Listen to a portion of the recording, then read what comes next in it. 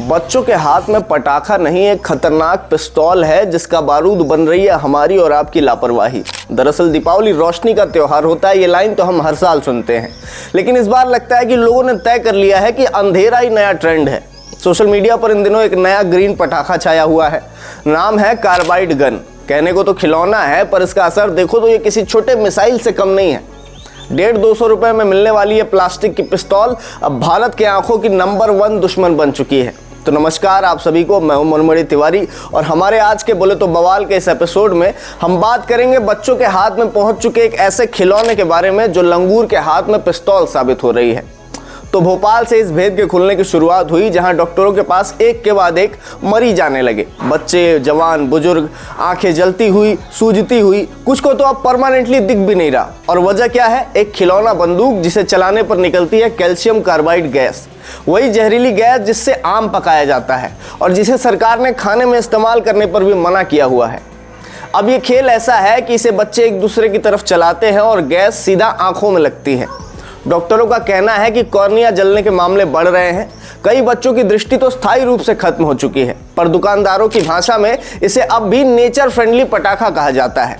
वाह हरी समझदारी, मतलब बंदूक का रंग हरा है तो गोली भी इको फ्रेंडली हो गई। भोपाल के हामिदिया अस्पताल में अब तक 125 से ज़्यादा केस दर्ज हुए हैं। इंदौर, जबलपुर, दिल्ली, जयपुर, पटना, हर जगह यही कहानी दोहराई जा रही है। अस्पतालों की आंखों की यूनिट ऐसे भर रही है जैसे बच्चों ने प्रतियोगिता रखी हो, कौन पहले अंधा होगा। और माता पिता वो तो गर्व से कहते हैं, हमने तो बच्चों को पटाखा नहीं दिया, ये तो ग्रीन खिलौना है। भाई ग्रीन तो खेत भी होता है, पर हरियाली के लिए खेत में जहर नहीं न डालते। बंदर के हाथ में पिस्तौल, अब ये कहावत नहीं हकीकत बन चुकी है, क्योंकि ये कार्बाइड गन दरअसल यही कहानी सुना रही है। हमारे समाज ने बच्चों को वो चीज थमा दी है जिसे वो मजाक समझ रहे हैं, पर परिणाम उनकी आंखों से झरते आंसू बता रहे हैं। 200 रुपए के इस मजे की कीमत लाखों में चुकाई जा रही है। किसकी आंखें, किसी की रोशनी चली गई, किसी का चेहरा सूज गया, किसी का बचपन डर में बदल गया। डॉक्टरों का कहना है कि ये रासायनिक जलन एसिड बर्न के बराबर है। मतलब हमने बच्चों को खेलते खेलते एसिड अटैक के खतरे में डाल दिया और हमें अब भी ये दिवाली का मजा ही लग रहा है। मजेदार बात यह है कि इसे ग्रीन पटाखा कहकर सोशल मीडिया पर प्रमोट किया जा रहा है। लोग वीडियो बना रहे हैं, बच्चे इससे कैमरे के सामने चला रहे हैं और हर लाइक, हर व्यू के साथ एक और माता पिता की आंखों से रोशनी छीनी जा रही है। हमने बिना सोचे समझे उसे ट्रेंड बना दिया। अब ट्रेंड ये है कि बच्चे अंधे हो रहे हैं और हम कह रहे हैं कितना कूल है ये गन। अब भी समय है, सरकार और समाज दोनों की नींदें खुलनी चाहिए। ये समय है कि प्रशासन ऐसे खिलौनों पर सख्त रोक लगाए।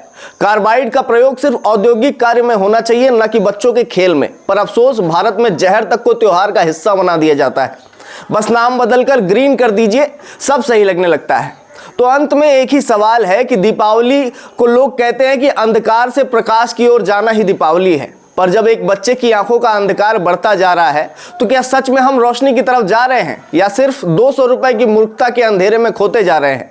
तो अंत में निष्कर्ष यही है कि कार्बाइड गन सिर्फ खिलौना नहीं है, समाज के विवेक की परीक्षा है। हर वो पेरेंट, हर वो दुकानदार जो इसे हंसी मजाक में ले रहा है, उसे बच्चों के हाथ में खिलौना नहीं रासायनिक बम देने का दोषी मानना चाहिए।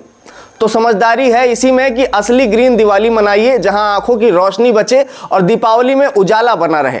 नमस्कार, एक बार पुनः आप सभी को देर सवेर दीपावली की बहुत बहुत शुभकामनाएं। आप स्वस्थ रहिए, सुरक्षित रहिए और अपने बच्चों का ध्यान रखिए।